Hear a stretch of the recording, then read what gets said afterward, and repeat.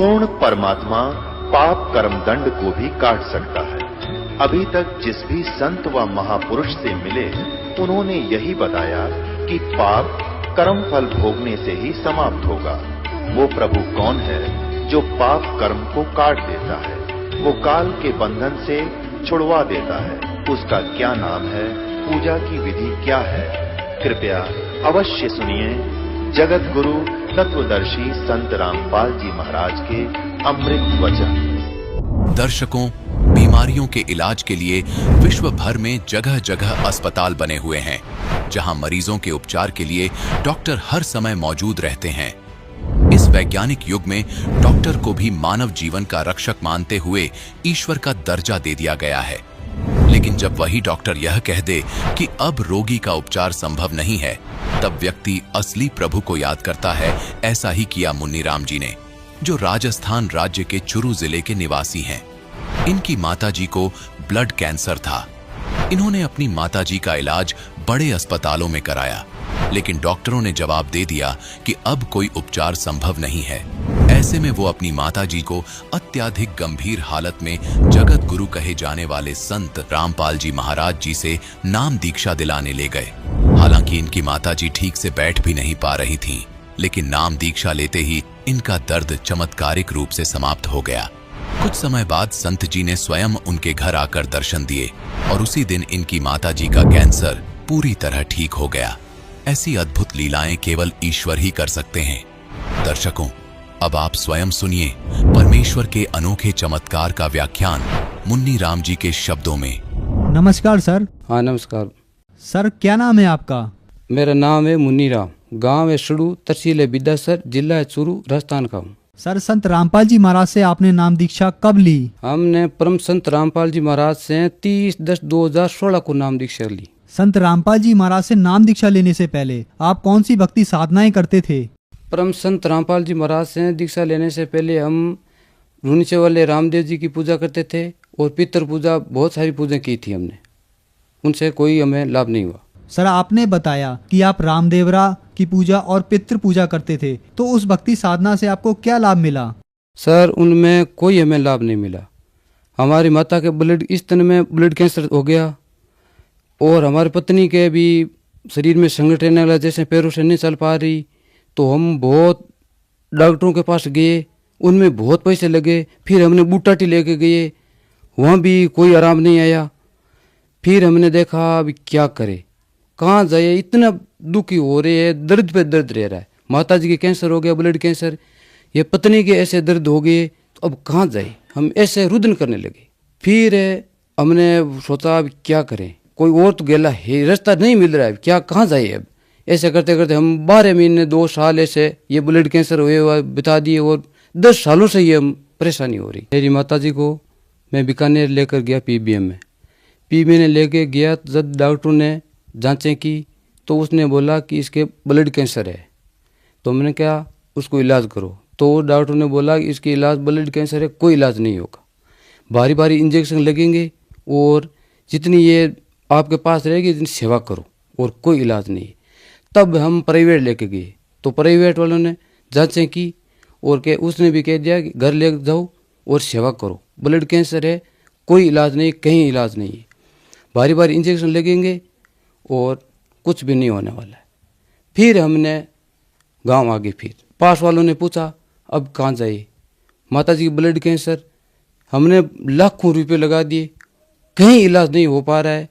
अब हम कौन सा मार्ग ढूंढे? देवताओं को और पितरों को पूज के ये दर्द हमने बहुत बढ़ा ली, कोई फायदा नहीं हुआ। फिर भगतमती को पैरों में दर्द हो गया, तो अब क्या करें, इसको ले जाएं, किसको ले जाएं पहले।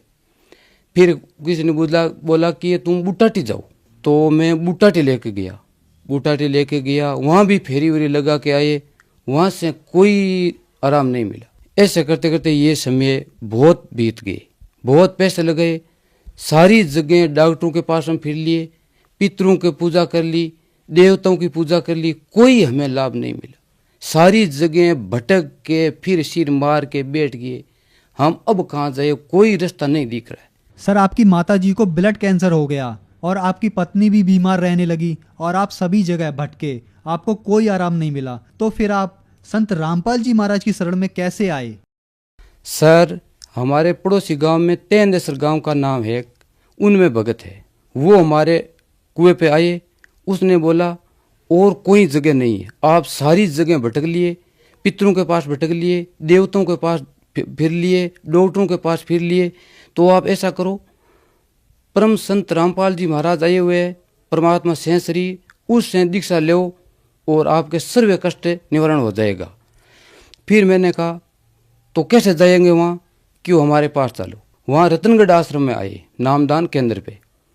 नामदान केंद्र पे आए तो रास्ते में बहुत परेशानी हुई। क्यों? हमारे माता जी की ब्लड कैंसर था, वो इतनों में बहुत इतना बड़ा हो गया, बाहर निकल गया ऐसे, बहुत मालूम बैठ नहीं पा रही वो गाड़ी के अंदर।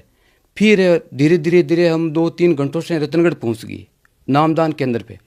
वहाँ आके उसको बोला, रात की 12 बज गई।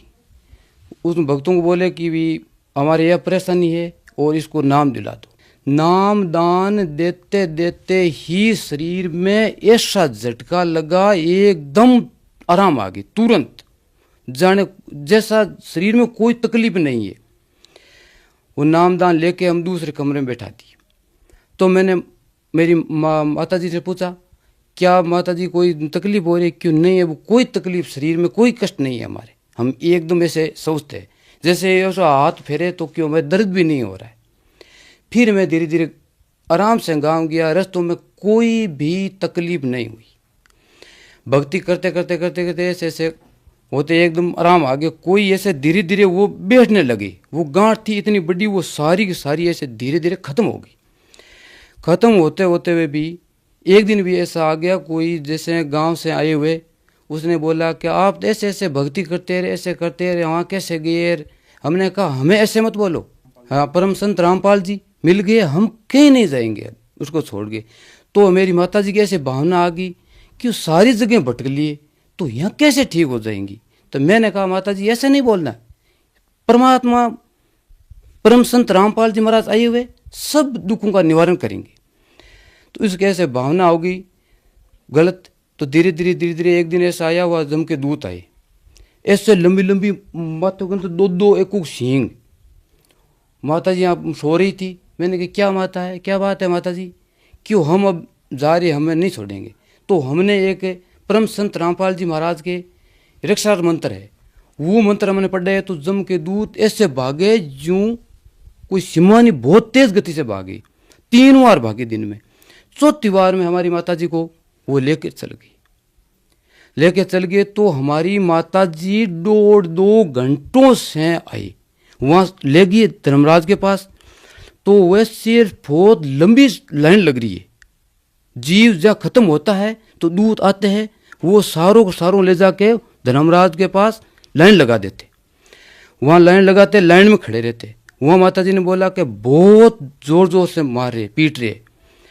वहाँ तपतशिला बन रही है, वहाँ जीवों की बहुत हाय तबाह मच रही है वहाँ। तो वहाँ गुरुजी प्रकट हो गए। मेरी माता जी को वहाँ से छुड़ा के और लेके आए।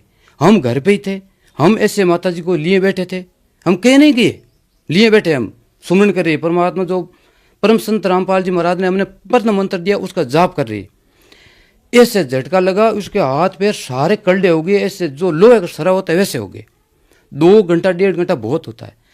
फिर बाद में हमारे माता जी शरीर में आ गई। शरीर में आते ही बोला कि ये लोग गंदे लोग हैं, बहुत गंदे लोग हैं, यहाँ कष्ट ही कष्ट है और हमें सुला दो। तो हमें उसको लेटा दी। लेटाने के बाद में क्यों हमें बोला कि थोड़ा जल पिलाओ। तो जल पिलाया। क्यों वो खाट है वो अंदर डाल दो। तो हमने कमरों में ले जाके सुला दी। परम संत रामपाल जी महाराज से शरीर में प्रकट हुए, हमारे घर पे प्रकट होके माँ के सारे शरीर पे हाथ ऐसे फेरे कि बेटा ये लोग अपना नहीं है, यहाँ कष्ट ही कष्ट है, अपना सत लोग जाना है, ये भक्ति करो, कोई दर्द नहीं है। ऐसे बहुत बातें कह के वो परमात्मा अंतर्ध्यान हो गए। फिर मैं बीकानेर लेके गया तो मैंने जांच करवाई। मैंने बोला डॉक्टरों को इसके बड़ी से बड़ी जांच कर दो। उसने MRI और CT स्कैन बहुत बड़ी बड़ी जांचें की। जांचें करके देख के बोला ये जांचें सही नहीं हुई है, ये गलत है। तो हमने बोला हम और करा लेंगे। फिर हम दूसरी जगह गए और जांच करवाई, तो उनमें बोला कि इसके कैंसर है ही नहीं। तो हमने कहा तो कैंसर नहीं है तो आप दवाई क्यों चालू कर रखी है?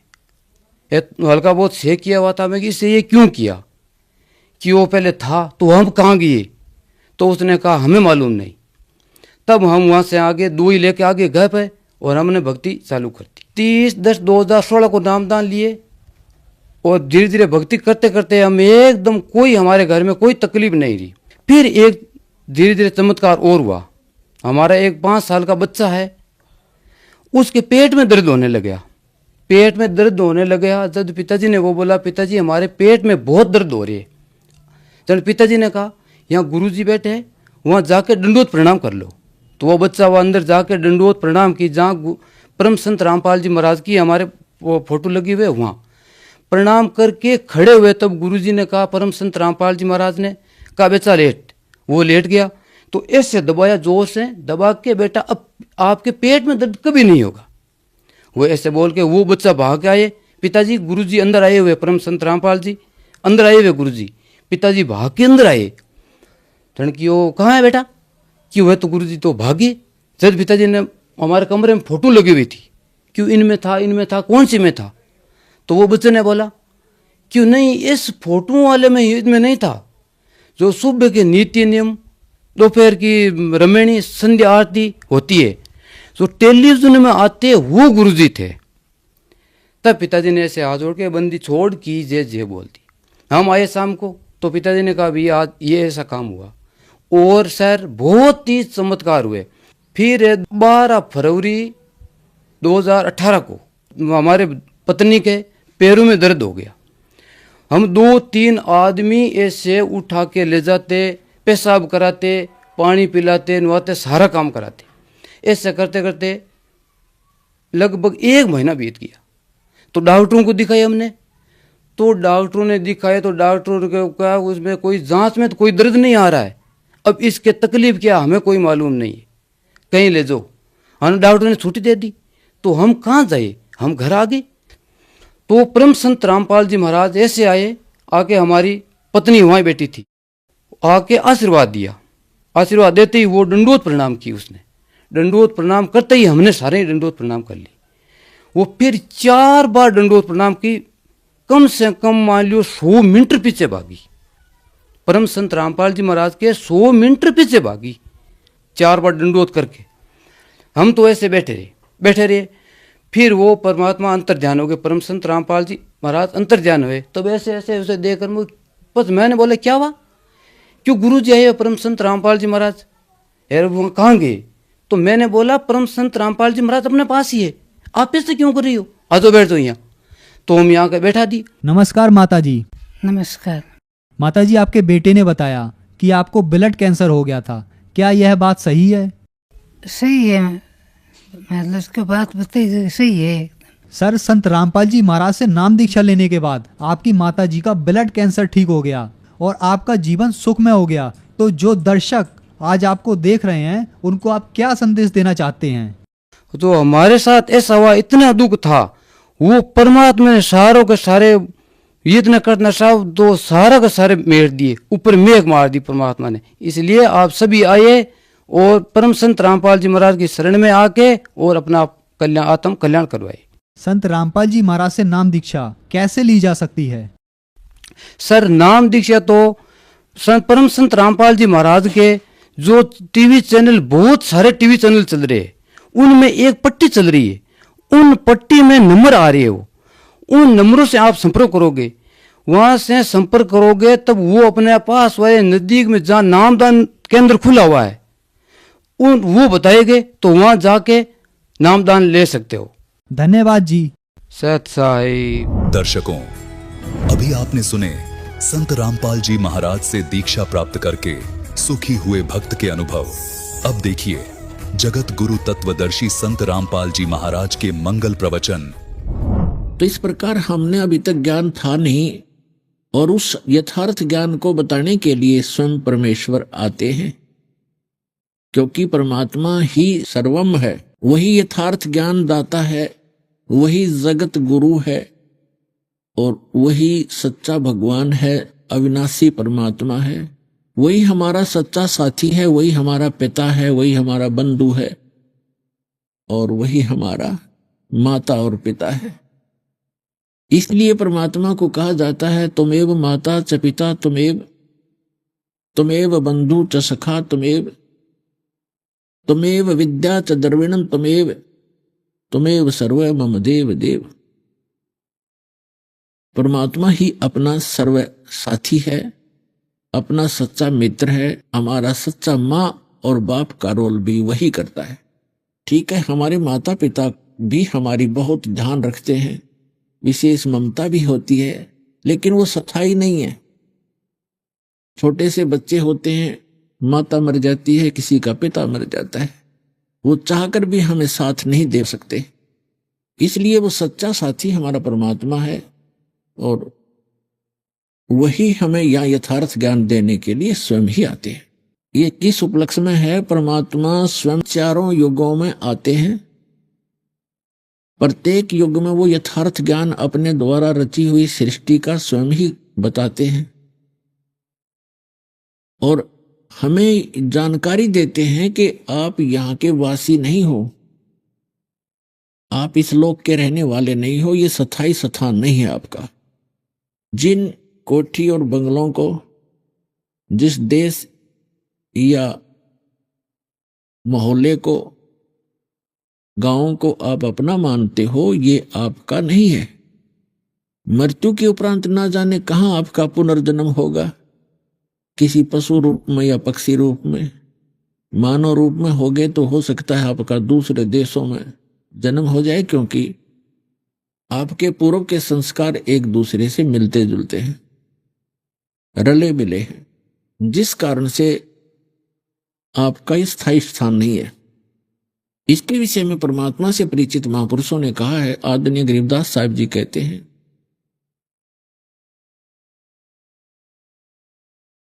आग गए ना बावड़े रहते भी सब जा, बिन साहेब की बंदगी कहीं ठोड़ ठिकाना ना।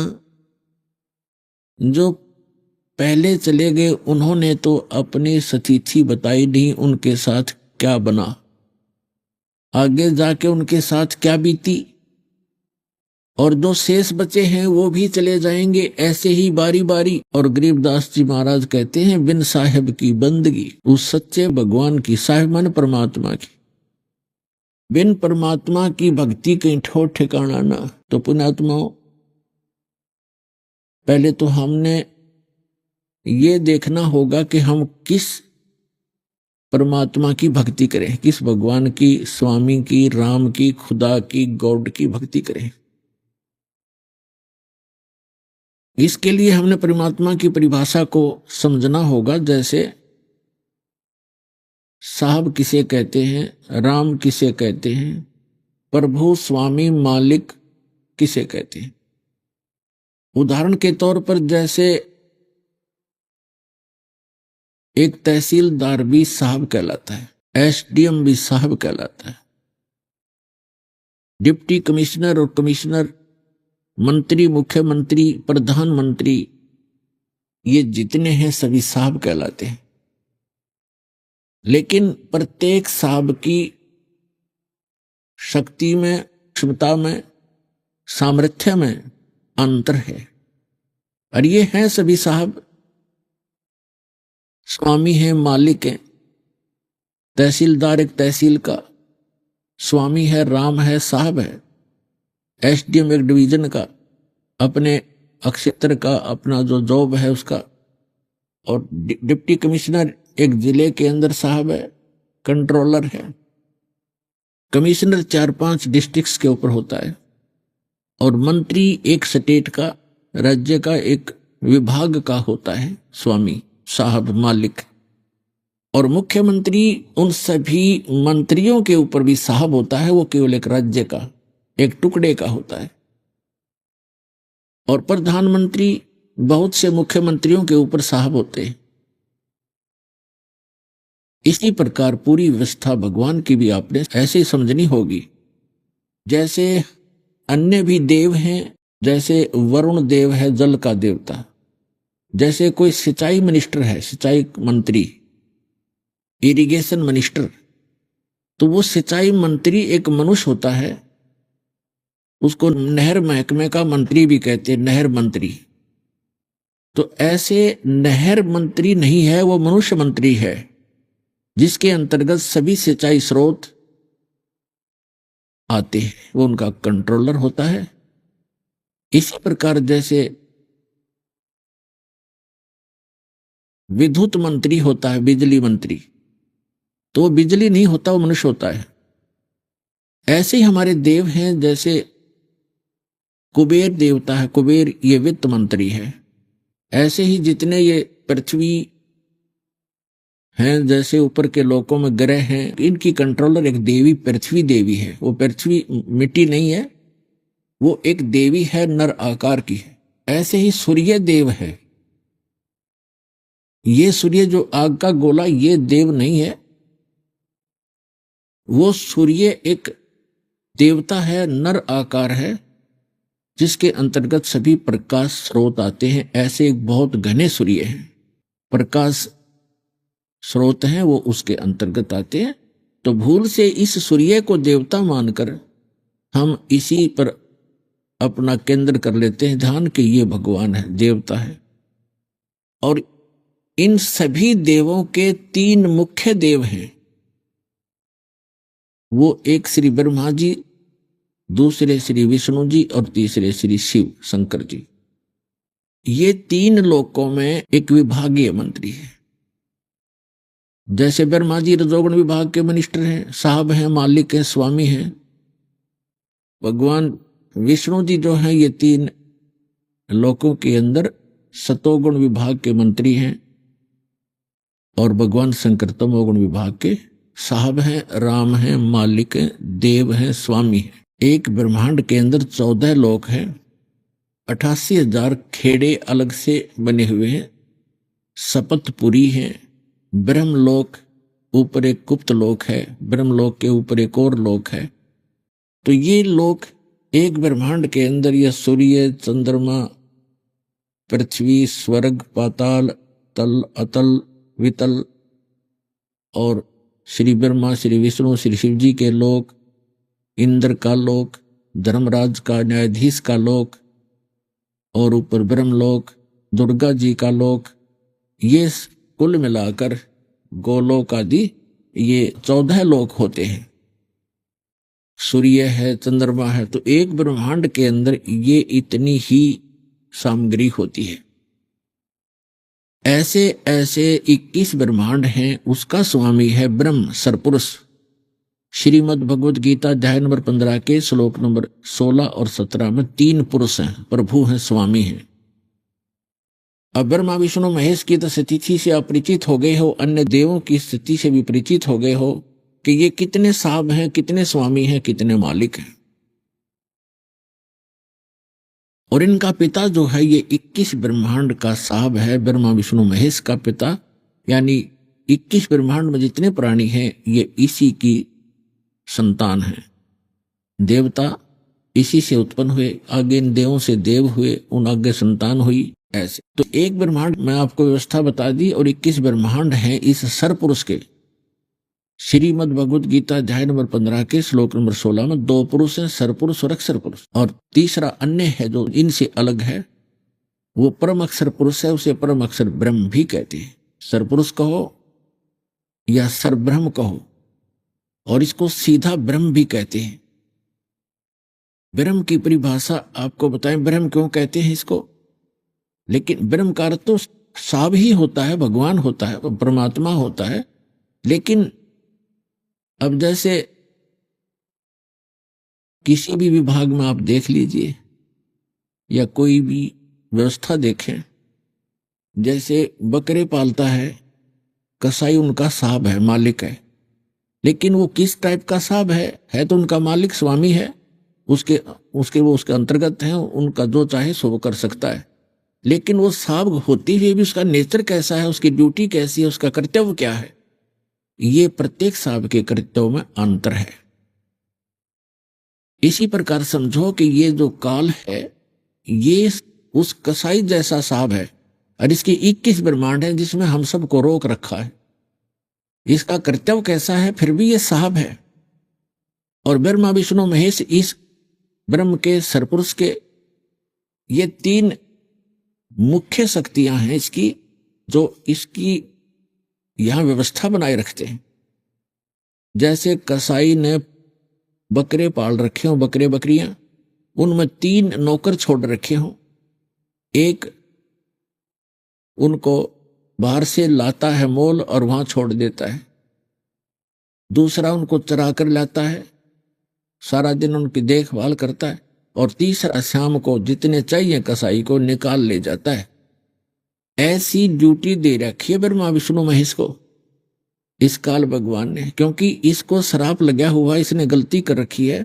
1 लाख मानव शरीरधारी प्राणियों के ये शरीर से निकले हुए गंध को नित आहार करता है। ऐसे ही ये जैसे ब्रह्मा जी से प्रेरित होकर के सभी प्राणी इसके रजोगुण प्रभाव से संतानों उत्पत्ति करते हैं, श्री विष्णु जी सतिथि बनाए रखते हैं, और शंकर जी हमें मारकर इस काल कसाई के पास भेज देते हैं। ये व्यवस्था यहाँ की है। और फिर भी ये स्वामी है, साहब है, ब्रह्म है, मालिक कहलाता है।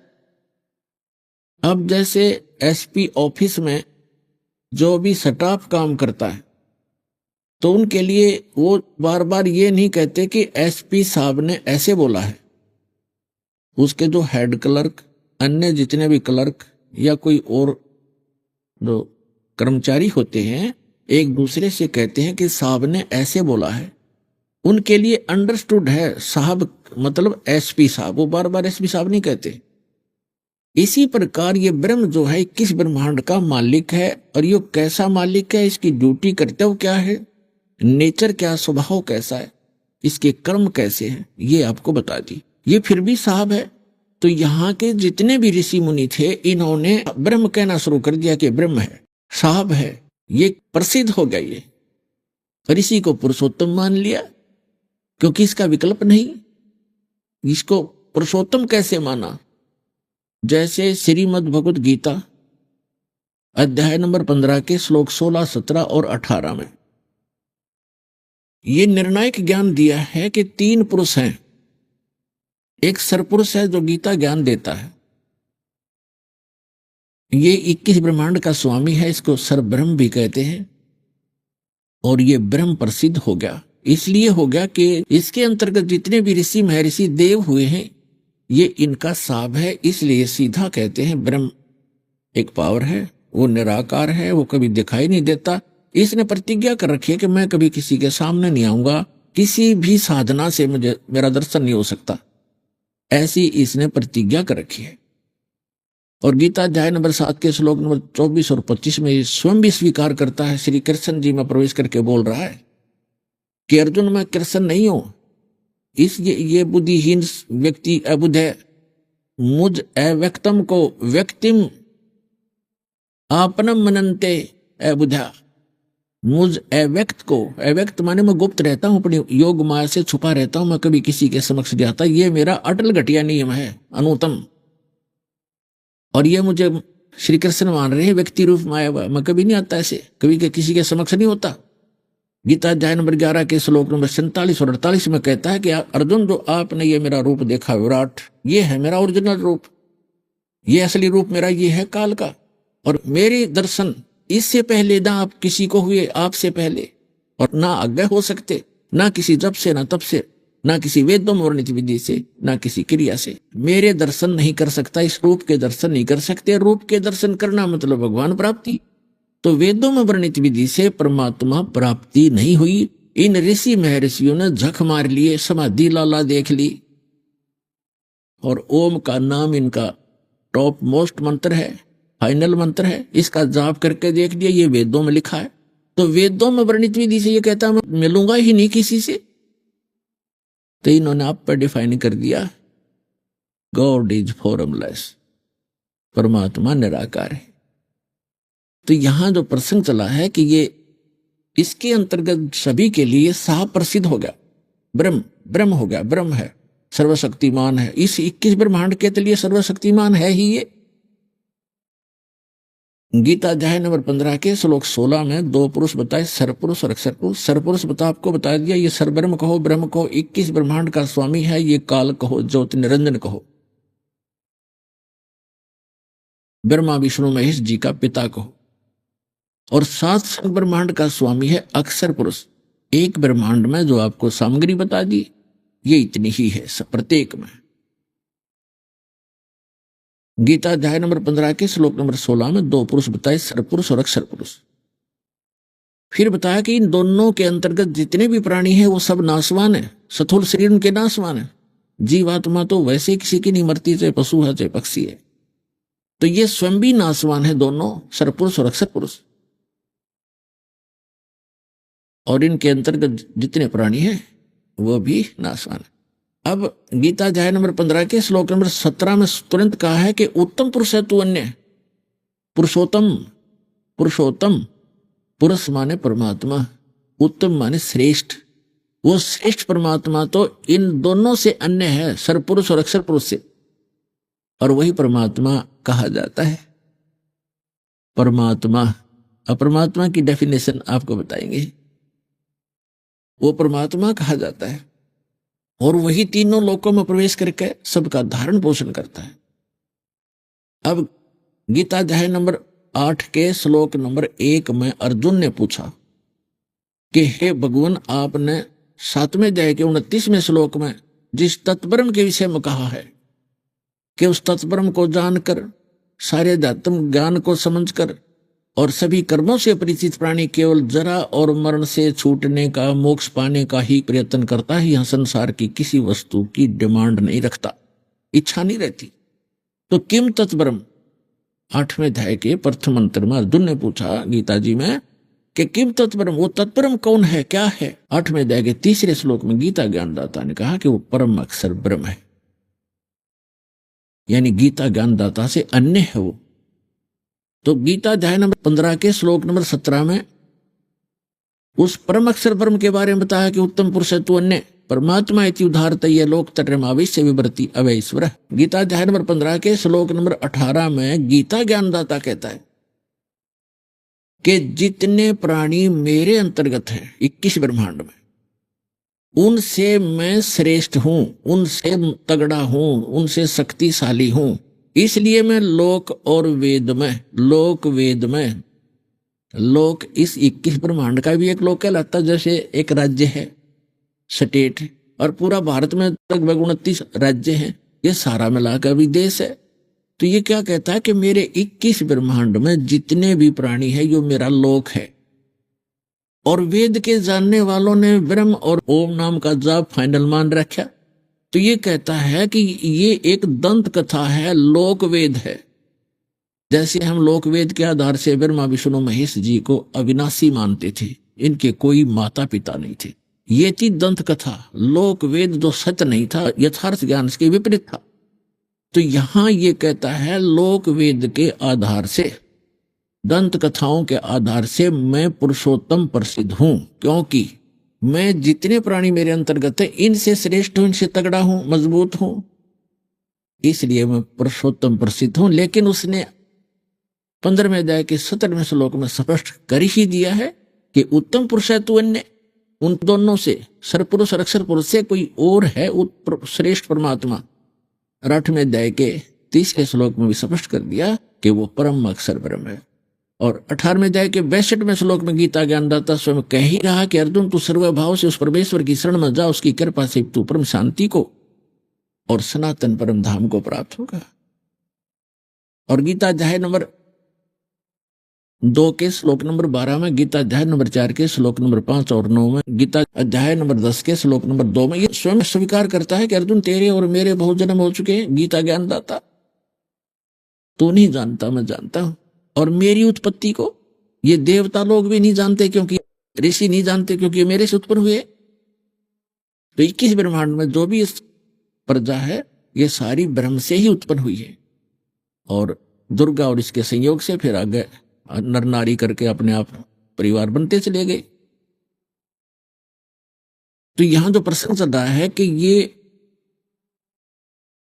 कितना प्रभु है, कितना स्वामी है, ये परिभाषा बता रहे हैं आपको प्रभु की। स्वामी की। तो 21 ब्रह्मांड का स्वामी ये ब्रह्म है। यहां जन्म और मृत्यु सदा बनी रहेगी। इसको श्राप लगा हुआ है 1 लाख मानव शरीरधारी प्राणियों का आहार करने का, जिसके लिए इसने व्यवस्था कर रखी है। जन्म और मृत्यु सदा रहेगी इसके लोक में। यहां से निकल जाएंगे उस परम पिता परमात्मा के बताए मार्ग अनुसार साधना करके मर्यादा में रहते हुए हम यहां से निकल जाएंगे, तो फिर ऐसे स्थान पर चले जाएंगे जहां जन्म मृत्यु नहीं होती। यहां तो आपने जाना पड़ेगा। आप चाहे अपने आप को कितना ही व्यवस्थित मान रहे हो और कितना सुख मान रहे हो बेटे और बेटियों का, कार और कोठियों का, ये आपकी नहीं है। आपका कब समझ में आवेगी ये तो आपकी भक्ति और आपकी आस्था पर निर्भर करता है। ये स्थान आपका नहीं है। आज याद कर लो, और चाहे फिर जिस दिन वो टाइम आओगा आपका जाने का फिर याद कर लियो। उस समय कुछ नहीं बनेगा। जिस समय आप जाने के समय याद करोगे सचमुच ठीक कहा करते, आज तो कुछ भी नहीं अपना, लेकिन उस समय कुछ नहीं बन पाएगा। इसको पहले याद रखना पड़ेगा। और ये सच्चाई है। सत्य को स्वीकार करने में हानि नहीं होती, लाभ ही होता है। तो हमको और विकल्प पता लग गया कि पहले तो पता नहीं था, हम फिर मरे, सभी मर रहे हैं, मर गए भाई, ठीक है, जो होगा देखी जाएगी। कोई विकल्प नहीं था। अब विकल्प है कि यहां से जाने के बाद इस साधना को करके आप कभी भी प्राण त्याग दो, सीधे वहां जाओगे अपने मालिक के पास।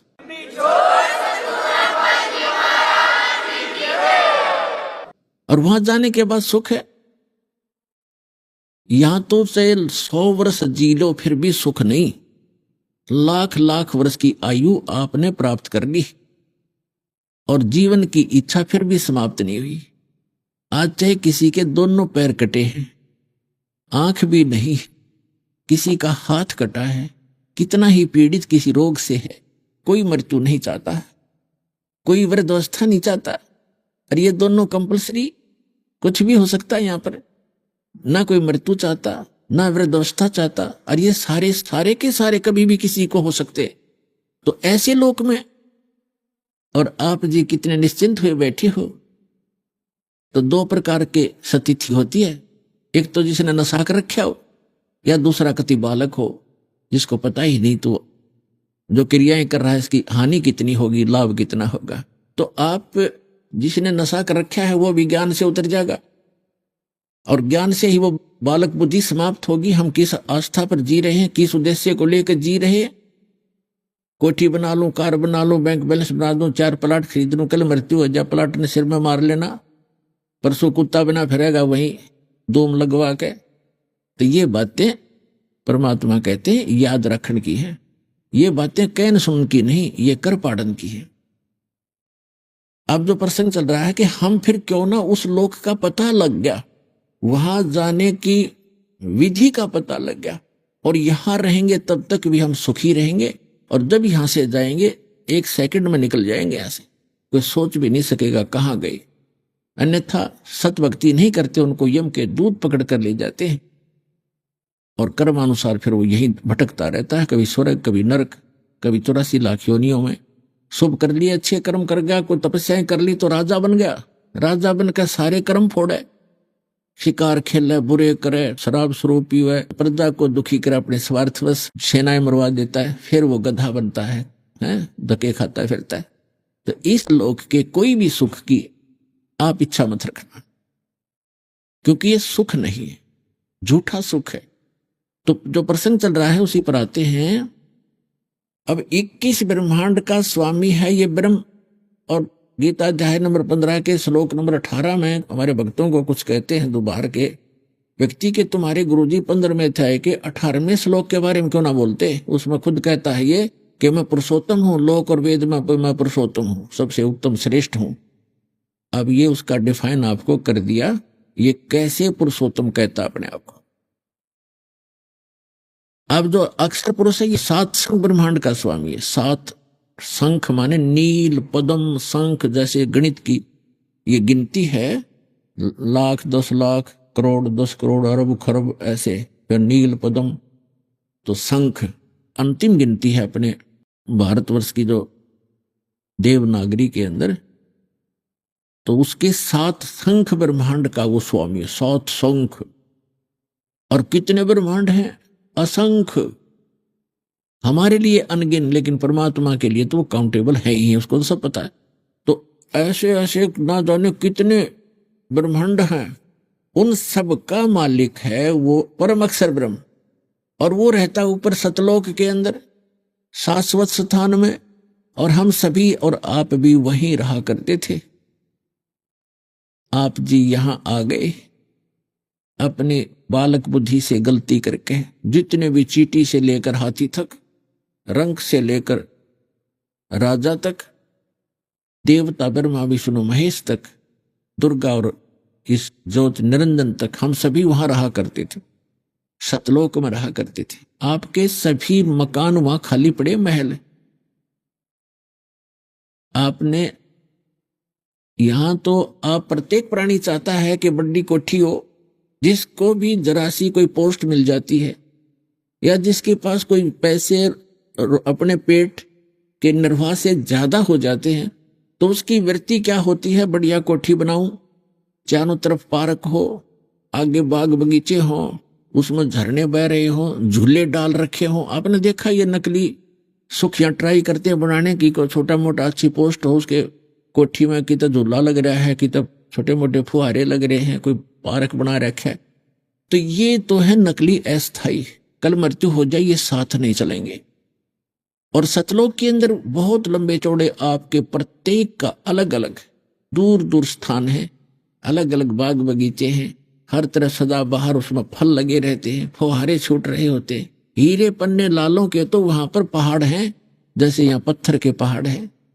तो ऐसे लोग को छोड़कर हम यहाँ आ गए, एक हीरा मिल जाए किसी ने, ओहो छुपाई फिरे, नौका बहुत बड़ी चीज मिल गई, और वहां ठोकरों में पड़े ही ये हीरे आपके। तो कहने का भाव ये है कि हम उस सुख में सथल को छोड़कर अपनी बालक बुद्धि से गलती से यहां फंस गए, और यहां से निकालने का तरीका केवल वो समर्थ ही बताता है। ये काल भगवान हमें इस ज्ञान का पता नहीं लगने देता। परमेश्वर ने जब हम गलती करके आए थे, उसी समय कुछ समय के उपरांत ये पूरा ज्ञान सूक्ष्म वेद इंक्लूडिंग चारों वेद, ये सारा ज्ञान भेज दिया था, फैक्स कर दिया था इस काल यानी सरपुरुष ज्योत स्वरूपी निरंजन के अंतःकरण में। और अपने आप जैसे किसी को उल्टी गिरती है, उसके बस की बात नहीं रोक ले, जैसे छींक आती है तो छींकों को रोक नहीं सकता कोई। तो इसी प्रकार परमात्मा ने ऐसी व्यवस्था करके इसके शरीर में भेज दिया। कुछ समय के बाद इसने ऐसी छींक आई और एकदम ये चारों वेद बाहर आ गए, समुद्र के ऊपर गिर गए, एक सुंदर सुसज्जित ट्रे के ऊपर। एक ही वेद था ये, इसने उसको पढ़ा, फिर इसने देखा कि इसके अंदर तो उस परमात्मा की पूरी जानकारी है, उस सतलोक की जानकारी है, वहां की व्यवस्था की जानकारी है, और मेरे अंतर्गत जितने प्राणी हैं इनको वो पता लग गया तो सब भाग जाएंगे। और इसको श्राप लगा है इसकी गलती से 1 लाख मानव शरीरधारी प्राणियों का नियत आहार करने का। अभी आपने सुने संत रामपाल जी महाराज के मंगल प्रवचन। आइए अब सुनते हैं संत रामपाल जी महाराज से नाम दीक्षा लेकर सतभक्ति करके अद्भुत लाभ प्राप्त करने वाले अनुयायी के विचार। दर्शकों, संसार की दृष्टि से देखा जाए तो व्यक्ति के जीवन में दुख आना बहुत बुरा माना जाता है, लेकिन अगर आध्यात्मिक दृष्टिकोण से देखा जाए तो सुख और दुख दोनों के अपने अलग मायने हैं। दुख पीड़ादायक अवश्य होता है, लेकिन यदि उस दुख के माध्यम से व्यक्ति परमेश्वर के निकट पहुंच जाए तो वही दुख एक वरदान बन जाता है। पूर्ण परमेश्वर जो सर्व सुखदाता हैं, उस पीड़ा को स्वयं मिटा देते हैं। हिमाचल प्रदेश के सोलन जिले के भूपेंद्र जी भी इसी बीच अपार कृपा के पात्र बने। इन्होंने ईश्वर द्वारा दिए गए अनमोल सुख का अनुभव किया, लेकिन इससे पहले वे एक पहाड़ जैसे दुख से गुजरे जिसने इनके जीवन को झकझोर कर रख दिया। दरअसल बात है वर्ष 2017 की, जब भूपेंद्र जी के पुत्र की मृत्यु हुई। यह दुख इनके लिए असहनीय था। अपने बेटे की मौत के गम में वे कमरे में जाकर शराब पीने का इरादा कर चुके थे, लेकिन तभी उनकी अंतरात्मा ने इन्हें संकेत दिया और इन्होंने शराब की बोतलें घर से बाहर फेंक दी। उसी समय उनकी नजर पुस्तक ज्ञान गंगा पर पड़ी। उस अनोखी पुस्तक ने इनकी आंखें खोल दी और उन्होंने संत रामपाल जी महाराज से नाम दीक्षा ले ली। उस दिन के बाद से उनका जीवन दिन ब दिन बदलता चला गया। भूपेंद्र जी की माताजी, जो भूत प्रेत बाधा से पीड़ित थीं, वे ठीक हो गईं। साथ ही भूपेंद्र जी के पिता, जो नशे के आदी थे, और स्वयं भूपेंद्र जी, जिन्हें शराब और सिगरेट की लत थी, दीक्षा लेने के बाद सभी का नशा भी छूट गया। आइए अब सुनते हैं भूपेंद्र जी के बदलते जीवन की कहानी, उनकी अपनी जुबानी। सर नमस्कार। हाँ नमस्कार जी। सर क्या नाम है आपका? मेरा नाम भूपेंद्र सिंह कौंडले जी। भूपेंद्र सिंह जी, कहाँ से आए आप? मैं जिला सोलन गांव नौनी से हूँ जी, हिमाचल प्रदेश। सर संत रामपाल जी महाराज से नाम दीक्षा लेने से पहले आप क्या भक्ति साधना करते थे? संत रामपाल महाराज जी से दीक्षा लेने से पहले हमारे एक जहाँ मैं रहता हूँ उससे 7 किलोमीटर दूर एक जटोली आश्रम है, जो जिसमें योगानंद महाराज जी का आश्रम है। तो मैंने वहाँ से नाम दीक्षा ली थी, और कम से कम 1997 से लेके 2017 तक मैं वहीं साधना करता था जी। सर जैसा कि आपने बताया कि आप अपने गांव के पास ही किसी संत को गुरु बना रखा था, तो फिर सर जब आपने गुरु बना ही रखा था तो फिर आप संत रामपाल जी महाराज जी की शरण में क्यों आए? ये एक बड़ी दुखद घटना है जी, क्योंकि 2017 में मेरे पुत्र की अचानक मृत्यु हो गई।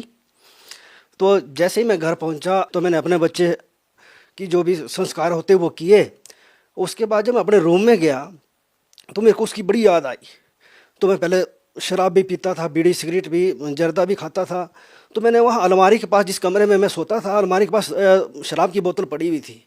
तो मैंने वो शराब की बोतल रात को 11 बजे उठाई, गिलास में डाली और उसको मैं पीने लगा। तो कुदरती ही परमात्मा की कुछ ऐसी रजा हुई कि मेरा मन अंदर से बोला कि बंदे, पहले पीता था तू मौज मस्ती के लिए और अब पी रहा है दुख में। ऐसा ना हो कल के लिए तेरी 2 बच्ची है, ये भी परेशान हो, तेरी पत्नी परेशान हो, और जब मैं नौकरी करता हूँ वहाँ नौकरी भी छूट जाए। और मैंने भगत जी 3 बोतलें थी, तीनों बोतलें मैंने ऐसे उठाई और अपने घर से पहले शर्ट को इतनी ज़ोर से फेंकी कि मेरे को आवाज़ आई उसकी, ठनन ठनन ठनन। फिर तसल्ली हुई। फिर मैंने बोला, हे परमात्मा, इस दुनिया में कोई भगवान है तो कहाँ है, कैसा भगवान है, भगवान है क्या चीज़? मेरे को संत रामपाल महाराज जी की एक ज्ञान गंगा दी थी। तो मैंने वो ज्ञान गंगा पुस्तक वहाँ रखी थी शेल्फ के ऊपर। तो कुदरती वो किताब दिखी मेरे को, तो मरता क्या नहीं करता। नींद आ नहीं रही थी, शराब मैंने बोतलें बाहर फेंक दी थी। तो मैंने वो ज्ञान गंगा पढ़नी स्टार्ट कर दी। जब मैंने ज्ञान गंगा पढ़नी स्टार्ट करी तो मेरा पूरा शरीर कंपन हो गया मेरे शरीर में कि अरे बंदे, तू तो वैसे ही दुख मना रहा है। तो फिर मैंने बार बार किताब पढ़ी। तो मैंने संत रामपाल महाराज जी से मन ही मन प्रार्थना करी, हे परमात्मा, मैं आपका नामदान जरूर लूँगा, पर इसमें जो शर्त है वो शर्त है नशा। नशे के बगैर मेरे को टट्टी भी नहीं आती थी सुबह। तो मैंने प्रार्थना की, है परमात्मा, कि अगर मेरा नशा छूट जाए तो मैं आपका नामदान जरूर लूँगा। तो फिर मैं करता रहा कोशिश। तो जुलाई में गुरु पूर्णिमा आती है। तो गुरु पूर्णिमा में मेरे पास 2 ही ऑप्शन थे, या तो मैं संत रामपाल महाराज जी का ज्ञान लूँ, या फिर जो हमारे जटोली आश्रम है वहाँ मैं अपना जनेऊ बदलाऊँ। पर दुविधा ये थी कि मेरा नशा नहीं छूट रहा था। तो मैंने 7 तारीख को परमात्मा को दंडोवत किया, जैसे इंटरव्यू में इसमें देखता था, जो टीवी में आता था। तो मैंने दंडोवत किया और मैंने प्रार्थना करी, है परमात्मा, अगर आप वाकई में परमात्मा हो, हे मेरे दाता, तो मेरा सारा नशा छूट जाना चाहिए और मैं आपका ज्ञान लूँगा। क्योंकि मेरे अंदर अवगुण है तो सिर्फ नशा है, बाकी मेरे अंदर कोई अवगुण नहीं है जो मैं मानता हूँ। तो 7 तारीख को सुबह में उठा, मैं टॉयलेट गया, मैंने जर्दा खाया, और उसके बाद जब दिन का भोजन के उसके बाद मैंने सारा का सारा जितनी भी सिगरेट की डबियाँ थी वो भी त्याग दी, जर्दे की पुड़िया थी वो भी फेंक दी। और 9 तारीख को मैं संत रामपाल महाराज जी के जहाँ नामदान स्थल है वहाँ मैंने नाम दीक्षा ली। सर हम आपसे ये जानना चाहते हैं कि संत रामपाल जी महाराज से नाम दीक्षा लेने के बाद आपको क्या लाभ मिले? संत रामपाल महाराज जी के नाम लेने के बाद मेरे को सबसे पहले तो ये लाभ मिला, जब मैं नाम दीक्षा लेके आया तो मेरी माँ ने सोचा मेरे बच्चे ने बीड़ी भी छोड़ दी, सिगरेट भी छोड़ दी, यार कोई बात जरूर है, उन संत में कोई बात जरूर है। कि भगत जी 3-3 डब्बे मेरे सिगरेट की लगती थी, शराब की बोतलें लगती थी। तो जब मैं शराब पी के जाता था तो मेरा जनाजा लोग देखते थे। सिर्फ मेरी माँ एक ऐसी थी कि मेरी माँ बोलती थी कि बेटा छोड़ दे, बाकी मेरे को कोई नहीं बोलता था। सबसे बड़ी बात तो ये मेरे नशे छूटे, मैं एक इंसान बना। और नंबर 2, मेरी माताजी को भूत प्रेत की बाधा थी। सवेरे 5-5 बजे वो जो उनके देवी आती थी वो खेलती थे। जब उनको मैंने नाम दीक्षा दिलाई तो मेरी माता भी बिल्कुल स्वस्थ है। और उसके बाद मेरे पुत्र कि डेथ के बाद मेरे पिताजी भी डिप्रेशन में चले गए थे। जब वो डिप्रेशन में चले गए तो उनकी दवाई IGMC शिमला से चलती थी, तो उनकी दवाइयों के साथ उनके सारा मुंह फट गया और बिल्कुल वो कमज़ोर हो गए थे। तो मैंने अपने पिताजी को भी ज्ञान धीरे धीरे समझा कर फिर उनको भी नाम दीक्षा दिलाई। आज मेरे मम्मी और पापा और मैं बिल्कुल स्वस्थ है। आज की डेट में मेरे मम्मी पापा ऐसे लगते थे कि जैसे मेरे बचपन में जवान थे, आज भी वैसे दिखते मेरे को। सर जैसा कि आपने बताया कि पहले भी आप भक्ति करते थे, तो सर हम आपसे ये जानना चाहते हैं कि सर आप किसी और संत से भी नाम दीक्षा लेते तब भी आपका नशा छूट सकता था, तब भी आपकी समस्याएं दूर हो सकती थी, आप संत रामपाल जी महाराज जी की शरण में ही क्यों गए? सर अगर जो नशे की बात रही, मैंने कोशिश की पहले भी बहुत, क्योंकि मैं इस नशे की वजह से जलील बहुत होता था, तो मैंने बहुत कोशिश करी, नहीं छूटा। पर संत रामपाल महाराज जी के नाम में ऐसा जादू है कि नशा छोड़ना कोई आसान नहीं है। अब देखो इतने यहाँ वो चले हुए नशा मुक्ति केंद्र, सरकार उसके ऊपर लाखों करोड़ों रुपए खर्च करती, पर मेरे संत रामपाल महाराज जी की दया देखो आप कि सिर्फ नाम लेने की कल्पना की थी मैंने। सर 7 तारीख को नाम लेने की कल्पना की थी, 7, 8, 9 तीन दिन तक मेरे को बिल्कुल इच्छा भी नहीं हुई। और जब तो नाम दीक्षा ली सर, तब तो फिर ऐसा लगता है ये नशा कि भाई 200 मीटर से भी इसकी स्मेल आती है। तो सर इतना बड़ा परिवर्तन आप में कैसे आया कि पहले आप नशा नहीं छोड़ पा रहे थे और संत रामपाल जी महाराज जी से नाम दीक्षा लेने के बाद आपने नशा छोड़ दिया? तो सर ऐसा संत रामपाल जी महाराज जी क्या देते हैं, क्या जड़ी बूटी देते हैं कि जो भी उनसे नाम दीक्षा लेता है वो तुरंत नशा छोड़ देता है? संत रामपाल महाराज जी के जो ज्ञान है, जो प्रथम नाम जो दीक्षा देते हैं, उसी नाम में ऐसा जादू है कि इंसान की कुदरती ही अंदर से इच्छा बिल्कुल मर जाती है, नशे की बिल्कुल इच्छा भी नहीं होती और वो बिल्कुल उसको एक अच्छा इंसान बन जाता है वो। सर जो लोग अभी भी नशा करते हैं और वो चाहकर भी नहीं छोड़ पा रहे हैं, तो वो लोग अगर संत रामपाल जी महाराज जी से नाम दीक्षा लेते हैं तो क्या उनका भी नशा छूट जाएगा? सर मैं गारंटीड बोलता हूँ, मैं एफिडेविट के ऊपर लिख के दे सकता हूँ कि अगर कोई भी नशा छोड़ना चाहे, संत रामपाल महाराज जी का नाम लो और मर्यादा में रहो। अगर आपका नशा नहीं छोड़ेगा तो मेरे को कुत्ता बोलना, आपने आपके जूते में पानी पीऊंगा मैं, अगर आपका नशा नहीं छूटा। मेरा छूटा, मेरी माँ नशा करती थी, उनका छूटा, मेरा बाप नशा करता, उनका छूटा। यार मैं तो अभी चलो 46 साल का हूँ, मेरे माँ बाप तो 60-60, 65 साल के हैं, उन्होंने 40-45 साल का नशा उनका छूट गया, यार आपका नहीं छूटेगा। आज की डेट में सर हमारे जिला सोलन में इतना बुरा हाल है ये यंग जनरेशन का। मैं तो उनसे प्रार्थना करता हूँ, उनके माँ बापों से प्रार्थना करता हूँ, अगर आप अपने बच्चे का भला चाहते हो तो संत रामपाल महाराज जी का ज्ञान लो। 100% मैं लिख के देता हूँ सर एफिडेविट के। मैं यहाँ अगर कोई भी मेरे को सुन रहा हो, यहाँ पूरे भारतवर्ष में सुनना, मैं लिख के दे सकता हूँ, आपके जूते में पानी पीऊंगा अगर आपका नशा ना छूट जाए। सर आपने संत रामपाल जी महाराज से नाम दीक्षा कब ली? मैंने संत रामपाल महाराज जी 2017 जुलाई में नाम दीक्षा ली। सर एक और चीज़ हम आपसे जानना चाहेंगे, सर हिंदुस्तान में बहुत सारे संत हैं, तो सर और संतों से आप संत रामपाल जी महाराज जी को किस प्रकार से अलग पाते हैं? संत रामपाल महाराज जी बिल्कुल अलग है, क्योंकि वो जो नाम दीक्षा देते ना तो वो कोई दिखावा करते हैं, ना कोई दाढ़ी, ना कोई तिलक, ना किसी भगत को वो। सबसे बड़ी बात, जो सबसे बड़ी बात मैंने आज तक अनुभव करी सर, सबसे बड़ी बात वो अनुभव करी कि संत रामपाल महाराज जी का शिष्य कभी झूठ नहीं बोलेगा। अगर वो झूठ बोलेगा उसका नाम खंड हो जाएगा, उसको महसूस हो जाएगा, ठीक है। और संत रामपाल महाराज जी का कोई भगत आपको नशा करने वाला नहीं मिलेगा, संत रामपाल महाराज जी का भगत आपको झूठ बोलने वाला नहीं मिलेगा, रिश्वत देने वाला नहीं मिलेगा, रिश्वत लेने वाला नहीं मिलेगा, गरीबों की सहायता करने वाला मिलेगा। तो संत रामपाल महाराज जी की बिल्कुल अलग है। संत रामपाल महाराज जी को दिखावा नहीं करते, साधारण देख लो, जैसे क्या नाम बिल्कुल आम आदमी होते उस तरह के है, कोई दिखावा नहीं है, कोई वेशभूषा नहीं, सिंपल वस्त्र पहनते हैं। और हमारे को भी संत रामपाल महाराज जी बोलते हैं कि बिल्कुल सिंपल रहो, जब जितने तुम सिंपल रहेंगे उतनी तुम्हारी भक्ति उजागर होगी। सर जैसा कि अभी आपने बताया कि संत रामपाल जी महाराज जी के भक्त और संत रामपाल जी महाराज समाज भलाई के कार्य करते हैं, तो सर हम देखें तो बहुत सारे ऐसे संत और भगत हैं जो इस प्रकार के कार्य करते हैं समाज भलाई के। तो सर आप संत रामपाल जी महाराज जी को अन्य संतों से किस प्रकार से अलग पाते हैं? संत रामपाल महाराज जी बिल्कुल डिफरेंट इसलिए पाए जाते हैं क्योंकि संत रामपाल महाराज जी ने ऐसे ऐसे गुण रहस्य को इन हमारे गीता में से, बाइबल में से निकाल कर संतों को बताया।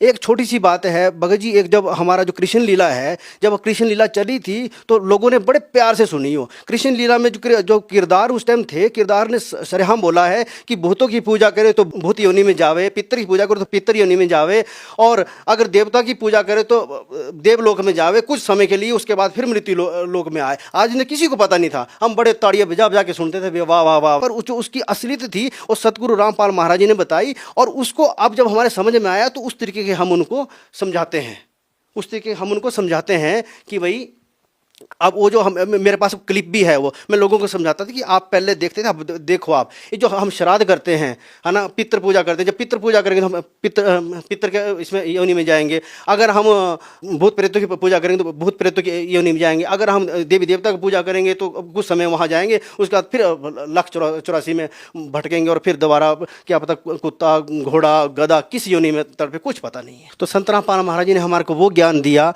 जिसमें हमारी यहाँ से मुक्ति होकर हम सतलोक की प्राप्ति करेंगे। और ये जो यहाँ जगत के संत है वो सिर्फ हमारे को यही भक्ति बताते थे कि यही जो संसार के सुख है उसी की भक्ति बताते थे, तो हमारा उससे कल्याण नहीं था। पर संत रामपाल महाराज जी के ज्ञान में उन्होंने वो ज्ञान हमारे को बताया कि हमारे को यहाँ भी सुख मिलेंगे और वहाँ सतलोक में भी हमारे को सुख प्राप्त होगा। सर जैसा कि अभी आपने बताया कि संत रामपाल जी महाराज जी से नाम दीक्षा लें, तो सर भगत समाज इस बात का निर्णय कैसे करे कि किस संत से नाम दीक्षा लेनी चाहिए, किस संत का ज्ञान ग्रहण करना चाहिए? सर रोज एक नया बाबा टीवी पर लॉन्च होता है, तो सर इतने सारे संतों के बीच में भगत समाज इस बात का निर्णय कैसे करे कि किस संत से नाम दीक्षा लेनी चाहिए और किस संत का ज्ञान ग्रहण करना चाहिए? देखिए जी, छोटी सी बात है, सबसे प्रथम तो अगर आप ज्ञान गंगा पढ़ो, ज्ञान गंगा पढ़ने से आपको पूरा ज्ञान आ जाएगा। और जो संत आपको 2 नाम का अक्षर दे वही पूर्ण संत है, क्योंकि ये अपने गुरु नानक देव साहब के साखी में भी लिखा हुआ और गीता में भी लिखा हुआ। आज दिन तक किसी ने नहीं बताया, कोई भी संत थे तो एक नाम दे देते, तो जैसे हरे राम या ओम नमः शिवाय और छुट्टी। पर सतगुरु रामपाल महाराज जी प्रथम नाम, उसके बाद सतनाम, उसके बाद सार नाम देते हैं और 100% इससे मुक्ति होती है। सर आप भगत समाज को क्या संदेश देना चाहेंगे? भगत समाज को संदेश तो क्या दे सर जी, पर मैं प्रार्थना कर सकता हूँ कि ये संसार बहुत दुखी संसार है। इस संसार में मैं नहीं मानता कि आज इन तक कोई भी सुखी है। कोई धन से दुखी, कोई अपने शरीर से दुखी, कोई पड़ोसियों से दुखी, कोई किसी चीज़ से दुखी। बस आपसे प्रार्थना है कि आंखें मीच कर संत गुरु रामपाल महाराज जी का ज्ञान प्राप्त करो और अपना कल्याण कराओ। बहुत बहुत धन्यवाद आपका। सत साहेब।